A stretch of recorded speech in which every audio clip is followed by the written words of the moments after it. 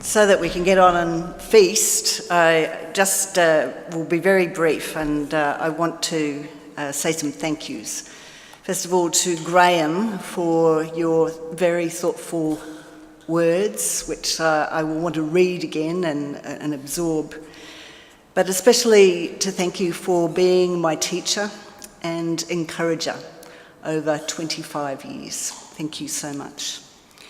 Thank you to Stephen and the ACCC for hosting this event, and to Andrew Cameron, the Director of St Mark's, for insisting on this book launch, which I was a little bit hesitant about, and for the wine from St Mark's cellar to mark the occasion. You may not have known that I raided it while you were away. Thank you again to the PACT Strategic Research Centre for the scholarship, 3 years of bliss, enabling me to produce this work, and for the support that it gave to me while I was, for part of that period, overseas.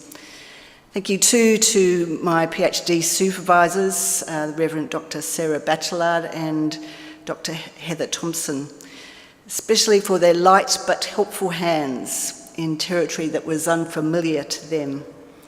I'd always envisaged the PhD project as a book, and I'm grateful that Sarah and Heather encouraged this.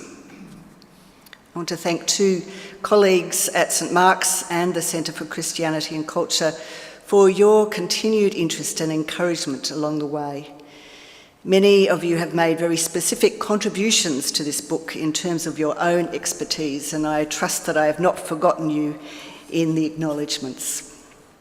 Thank you too to St Mark's Library, whose staff were supportive along the whole journey, and I hope that the collection is richer for my foray into monastic theology. I want to express my gratitude for the hospitality of George Browning House, affectionately known as GBH, a location where the text and much of the editing was completed.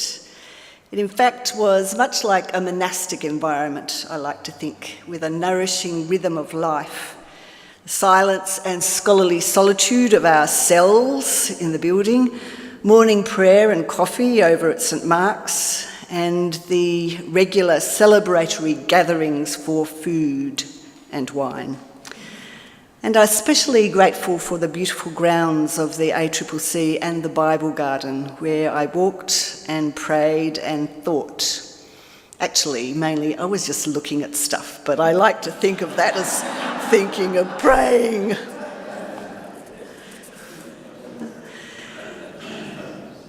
I want to thank John, my life companion. We will have been married 40 years this coming January, and we've known each other for most of our lives. He has been a long-suffering believer in me, and I wouldn't be here today except for him. And I'm grateful too to my beautiful children who also inspire me, Dylan and Alice. Thank you all for coming. I've had lots of apologies and good wishes for this evening. This moment of more publicly launching this book has been a long time in the making. It began when I first picked up Joan Chichester's commentary on the Rule of Benedict over 15 years ago. And weirdly, I have an old friend from those times, Andrew Knox, here with his new wife. He's on his honeymoon, apparently. In 1999, I became the inaugural chaplain of an Anglican community school on the mid-north coast of New South Wales. It was a surprising place to find myself. I'd never worked in a school, and I felt astonishingly ill-equipped to understand either the context or the role. The first year was a desperate struggle to both survive, especially 7D, Christian studies, and to understand what on earth I was meant to be doing in that context. The questions I began to ask were fundamentally about identity and community. What are we doing here? Who am I in this community? How do we live well here? How do we live and work together? Randomly and providentially, I began to read Joan Chiches's commentary on the Rule of Benedict and found that these questions are its whole reason for existence. I have never been more conscious of integrating faith and work, faith and life, than in the context of the school community. School, like the monastery, is an intentional community. Not a 24 hours residential community, but certainly of serious enough proportions in terms of our sharing of time and space for us to encounter many of the same challenges that Benedict addressed in his rule. There were practicalities to sort out so that we could live an orderly life together.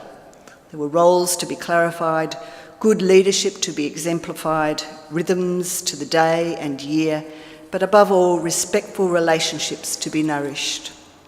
It was in this context that I recall reading to staff one morning Joan Chiches's opening comments on Chapter 7 of Benedict's Rule on Humility.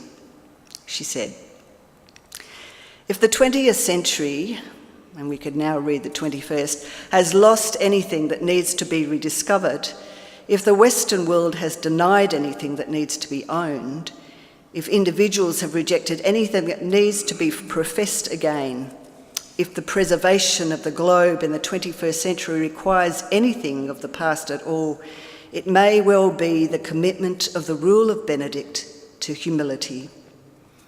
His world," she says, "is much like ours, a disintegrating empire where the benefits of Roman civilization were steadily being lost to growing inequality, poverty, and social chaos.